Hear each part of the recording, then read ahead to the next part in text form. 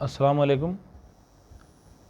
तेलंगाना रियासत के वज़ीर दाखिला जनाब महमूद अली साहब का हम शुक्रिया अदा करते हैं, KCR साहब का शुक्रिया अदा करते हैं और उन्हें मुबारकबाद देते हैं कि रमज़ान के मुक़द्दस महीने में जिस तरीक़े से रोज़ों का अहतमाम किया गया, इफ़्तार का और तरावी का, बावजूद इसके कि नाइट कर्फ्यू लगा हुआ था, लेकिन कहीं से भी किसी भी मस्जिद में किसी किस्म की खलल अंदाज़ी नहीं की गई।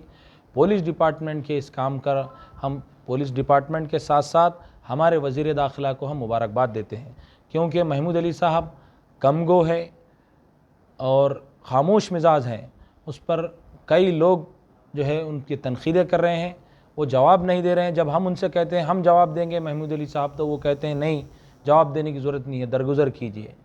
लेकिन ये वक्त आया है कि सब्र का पैमाना लबरेज़ हो चुका है और ऐसे लॉकडाउन के मौके पर जब हालात बद से बदतर हैं, हम एक बजाय इसके कि किसी को इल्ज़ाम दे, ख़ुद से मिलजुल कर काम करें। और इसी के साथ कुछ लोग ख़ास तौर पर हमारे वक्फ़ बोर्ड चेयरमैन जनाब सलीम साहब के भी पीछे लगे हुए हैं।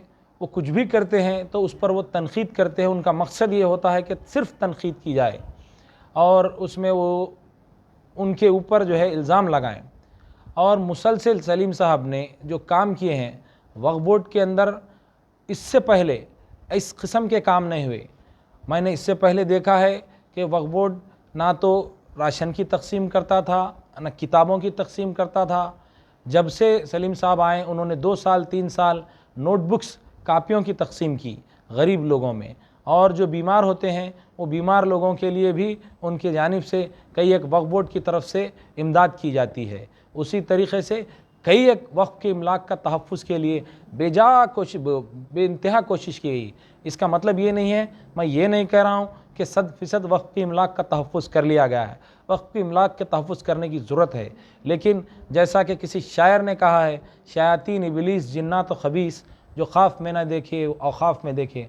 वो औक़ाफ़ के अंदर शयातीन बैठे हैं और सलीम साहब जब उन शयातीन को निकालने की कोशिश करते हैं तो वलवला मचाते हैं, वो जो है हड़दड़मी करते हैं, ब्लैकमेल करने की कोशिश करते हैं, मुख्तलिफ़ किस्म के हथकंडे इख्तियार करते हैं। मैं उन तमाम हथकंडों की मज़म्मत करता हूँ और पूरे हिंदुस्तान में कोई वक्फ़ बोर्ड अगर सही तरीक़े से काम कर रहा है तो वो तेलंगाना का वक्फ़ बोर्ड है। मैं चैलेंज करता हूँ, और कोई अगर तक़ाबुल करने के लिए तैयार है तो तमाम अदाद व शुमार लेकर के आ जाए कि हिंदुस्तान के दीगर रियासतों के वक्फ़ बोर्ड क्या काम कर रहे हैं और तेलंगाना का वक्फ़ बोर्ड क्या काम कर रहा है। इसके अलावा इससे पहले सलीम साहब के चेयरमैन बनने से पहले, तेलंगाना रियासत के वजूद अमल में आने से पहले किस तरीक़े से औक़ाफ़ी जायदादों पर कब्ज़ा किया जाता था, ये भी मेरे पास रिकॉर्ड है, वो भी लेके आए, मैं उस पर भी बात करूँगा। और तेलंगाना रियासत वजूद में आने के बाद उसके किस तरीक़े से तहफ़्फ़ुज़ किया जा रहा है, वो ईदगाह गटोला बेगमपेट की औक़ाफ़ी जायदाद हो, चाहे वो पहाड़ी शरीफ की औक़ाफ़ी जायदाद हो, उसके लिए मुसलसल कोशिश की जा रही है। शुक्रिया, खुदा हाफ़िज़।